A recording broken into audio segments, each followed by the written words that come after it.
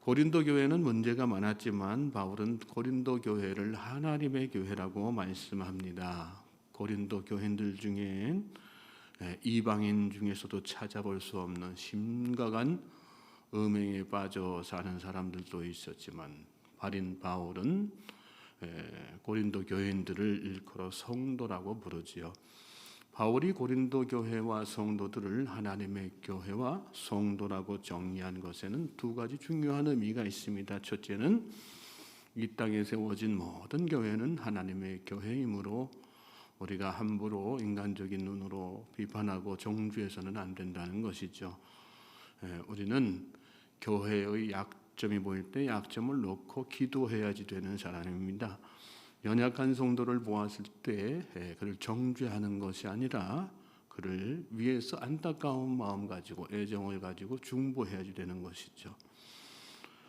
비판하는 마음을 갖는 사람은 형식적인 중보는 할 수 있어요. 그러나 안타까운 마음을 가진 사람은 진심으로 기도하게 되어 있는 거죠. 교회는 그렇게 진심으로 기도하는 사람들을 통해서 세워져 가는 것입니다. 하나님의 교회가 갖는 또 한 가지 의미는 이 땅에 세워진 모든 교회는 하나님의 교회로서의 본질을 잃어버리지 말아야 된다는 그런 의미가 들어있죠. 교회는 여러분 교회다워야지 되고 또 건강해야지 됩니다. 영적으로 건강해야지 되죠. 그리고 그 건강한 교회의 척도란 무엇일까요? 중심이 누구인가? 그게 참 중요한 것입니다. 사람이 중심이 되어서도 안 되고 교회의 어떤 프로그램이 중심이 되어서도 안 되고 또 건물이 중심이 되어서도 안 됩니다. 예수 그리스도 오직 예수님이 중심인 교회가 건강한 교회인 것입니다. 저는 오늘 우리 교회가 그런 건강한 교회로 바로 세워질 수 있기를 주님의 이름으로 소망하고 축복합니다. 또 이 땅에 세워진 모든 교회들이 그렇게 오직 예수 그리스도 중심으로 건강하게 세워질 수 있기를 위해서 여러분 기도하실 수 있길 바랍니다. 고린도 교회의 심각한 문제는 크게 세 가지였죠. 분쟁, 음행, 우상 숭배. 바울은 오늘 말씀 보니까 그 가운데에서 가장 먼저 분쟁에 대한 문제를 이렇게 지적을 하죠. 10절 말씀 보시겠어요? 같이 한번 읽겠습니다. 시작. 형제들아, 내가 우리 주 예수 그리스도의 이름으로 너희를 권하노니 모두가 같은 말을 하고 너희 가운데 분쟁이 없이 같은 마음과 같은 뜻으로 온전히 합하라. 분쟁, 음행, 우상 숭배. 여러분 생각에는 이 세 가지 중에서 어떤 문제가 가장 심각하다고 생각하십니까? 언뜻 보면 분쟁보다 음행이 더 심각한 문제인 것 같고 우상 숭배가 교회 안에 최우선으로 해결해야 될 문제인 것 같은데 바울은 분쟁의 문제를 먼저 다루고 있어요. 이유가 뭘까요? 음행과 우상 숭배는 교회가 복음으로 일치단결하면 얼마든지 해결 가능한 문제입니다. 그러나 분쟁하면 아무것도 할 수 없기 때문에 그렇습니다. 당시 고린도 교회는 바울파, 또 아볼로파, 게바파, 그리스도파 이렇게 네 가지 파로 나뉘어져 있었습니다. 게바는 베드로를 이야기하죠. 또 아볼로는 알렉산드라 출신으로 유대인인데 아주 언변이 좋고 성경에 능통한 사람이었습니다. 에베소에서 복음을 전하다가 브리스길라 아굴라를 만나가지고 예수 그리스도에 대한 지식을 바로 채우죠. 그래서 그 뒤에 고린도 교회에서 아주 큰 유익을 영향력을 많이 끼친 지도자입니다. 바울, 아볼로, 게바가 다 초대교회에 영향력 있는 지도자들이었습니다. 교인들 가운데에서 각자의 성향에 따라서 자기에게 더 맞는다고 생각하는 지도자들을 이렇게 따르게 된 것이죠. 또 그리스도파는 이도 저도 속하지 아니한 우리는 예수 그리스도를 따르는 사람이다. 그렇게 생각해서 파벌을 이룬 사람들입니다. 그리스도파라고 해서 이런 보면 오직 복음으로 사는 사람들 같지만 또 오직 예수님을 중심으로 신앙생활하는 그런 목적을 가진 것 같지만 그들 또한 하나의 분열된 무리였다는 거. 그들의 공통된 문제는 다 뭐예요? 인간적인 생각, 사람 중심이었다는 것입니다. 여러분, 교회는 예수 그리스도의 몸입니다. 우리가 수도 없이 듣는 얘기 아니겠어요? 교회의 중심은 언제나 예수 그리스도여야 되는 것이죠. 분쟁과 분열은 예수 그리스도의 몸을 찢는 행위와 마찬가지입니다. 비단 고린도 교회뿐만 아니라 당시 초대교회 살펴보면 빌립보 교회도 마찬가지고 에베소 교회도 마찬가지고 교회마다 분쟁 분열이 가장 큰 문제 중에 하나였습니다. 오늘날 교회도 마찬가지잖아요. 겉으로는 멀쩡해 보이고 하나로 이렇게 연합된 것 같지만 그 속을 들여다보면 이렇게 저렇게 사분온열된 모습으로 신앙생활하는 교회들이 대부분입니다. 주님은 교회의 화목과 일치를 원하세요. 몸이 하나요 성령도 한 분이시니 이와 같이 너희가 부르심의 한 소망 안에서 부르심을 받았느니라. 주도 한 분이시요 믿음도 하나요 세례도 하나요.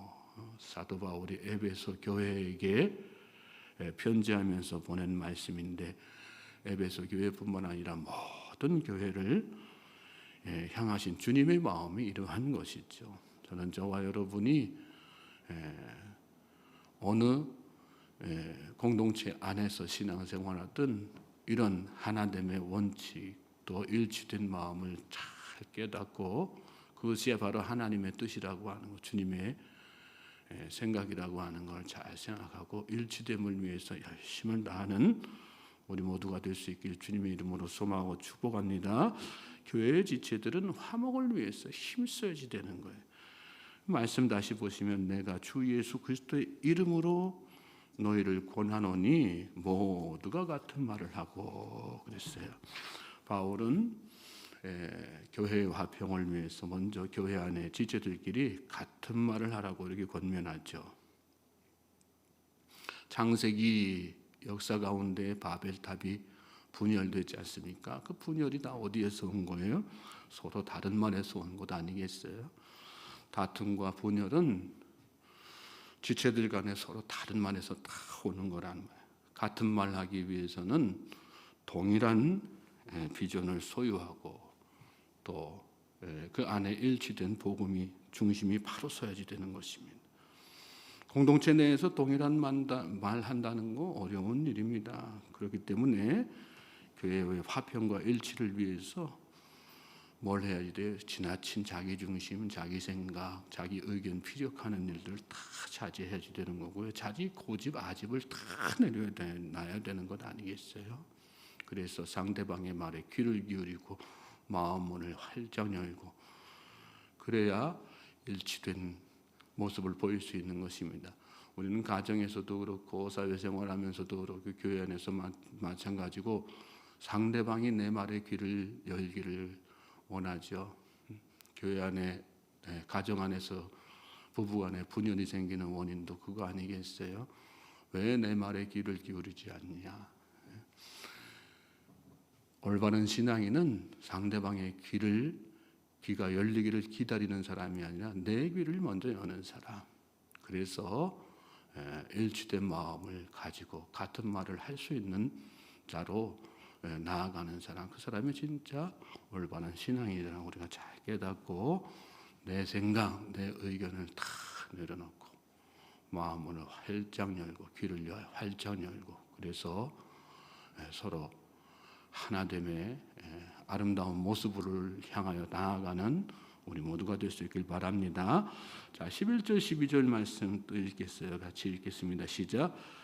내 형제들아 글로의 편으로 너희에 대한 말이 내게 들리니 곧 너희 가운데 분쟁이 있다는 것이라. 내가 이것을 말하거니와 너희가 각각 이르되 나는 바울에게 나는 아볼로에게 나는 게바에게 나는 그리스도에게 속한 자라 한다는 것이니. 바울은 글로의 집안 사람들로부터 고린도 교회의 문제에 대해서 들었어요. 교회에 관한 소식 전할 때 우리는 신중해야지 되는 거죠. 그리고 그 목적이 무엇인지를 분명하게 알아야지 됩니다. 교회를 분열시키고 이간시키기 위한 것인지, 아니면 교회의 어떤 연약한 부분, 또 교회의 부조리나 병폐를 치유하고 회복시키고 개선시키기 위한 것인지를 잘 분별해야 되는 것입니다. 글로의 집에서 들은 바울의 말은 고린도 교회 안에 심각한 분열이 있다는 것이었습니다. 고린도 교회 지체들은 각각 특정한 인물들을 내세워서 분파를 형성했습니다. 바울에게, 또 아볼로에게, 게바에게, 또 나는 그리스도에게 속했다, 이렇게 주장을 했죠. 바울, 아볼로, 게바는 조금 전에도 말씀드린 것처럼 모두 초대교회의 유명한 지도자들입니다. 교회에서 그리스도 외에 특정 인물을 내세워 가지고 분파 형성하는 거 참 배격해야 되는 일입니다. 큰 교회, 우리 교회는 그런 경험이 없지만 큰 교회 같은 경우는요, 뭐 연말연시나 또 아직 특별히 성찬식 하는 주간이라든지 이런 때 보면요, 참 특이한 현상을 하나 발견하게 돼요. 그게 담임 목사님이나 뭐 여러 부목사님 중에서 평상시에 인지도가 있다든지 말씀을 잘 전한다든지 그런 어떤 뭐 나름대로의 어떤 영적 권위가 있고 영향력이 있는 분들이겠죠. 보면 같이 이렇게 자유롭게 부교육자들하고 같이 나눠가지고 이렇게 성찬식이나 또 안수기도나 이렇게 집례할 때 보면요, 그 담임 목사님 줄에는 남들 다른 줄보다 그냥 2배, 3배 이상 막 이렇게 대기하고 그런 모습을 보여요. 성찬식 할 때도 그런 모습 보이고요. 누구에게 받느냐가 중요한 게 아니라 그것이 누구를 위한 것이냐가 중요한 거 아니겠어요? 그리고 그 모든 이면에 누가 계시느냐가 참 중요한 거란 말씀이죠.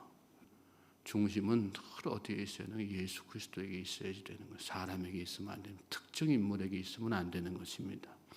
바울이 오더라도, 또 게바가 이 시대에 다시 태어난다고 해도 우리의 마음이 거기에 쏠리는 것이 아니라 오직 예수 그리스도를 바라보고 예수 그리스도에게 마음을 쏟아내는 우리 모두가 될 수 있기를 주님의 이름으로 소망하고 축복합니다.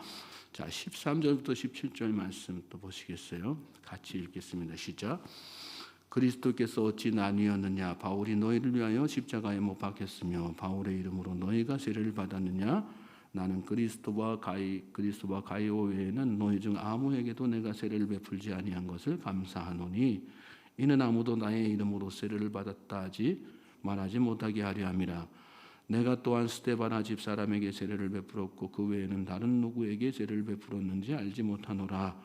그리스도께서 나를 보내심은 세례를 베풀게 하려 하심이 아니요 오직 복음을 전하게 하려 하심이로되 말의 지혜로 하지 아니함은 그리스도의 십자가가 헛되지 않게 하려 함이니라. 아멘.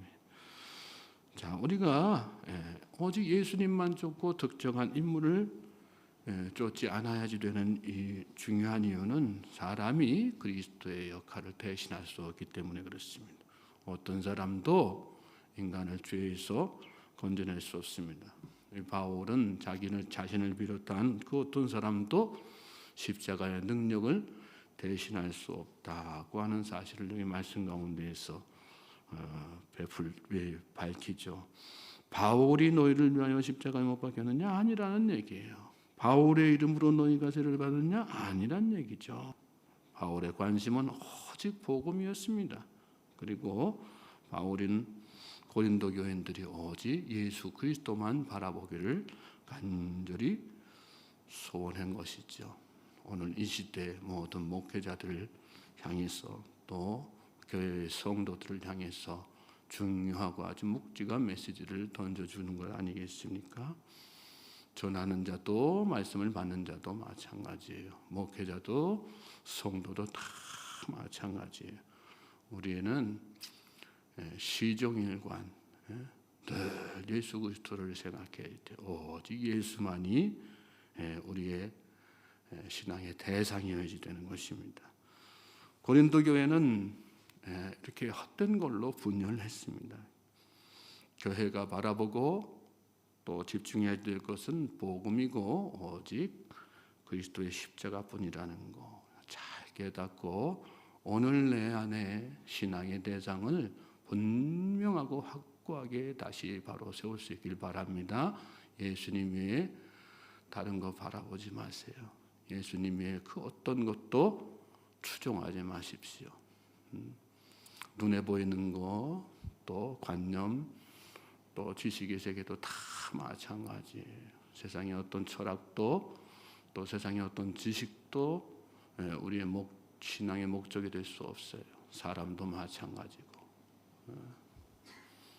프로그램 쫓아서 이렇게 저렇게 다니는 사람 아니고 오직 예수 그리스도 생각하면서 교회를 잘 섬기고 또 바른 신앙 세워나갈 수 있는 우리 모두가 되기를 주님의 이름으로 소망하고 축복합니다.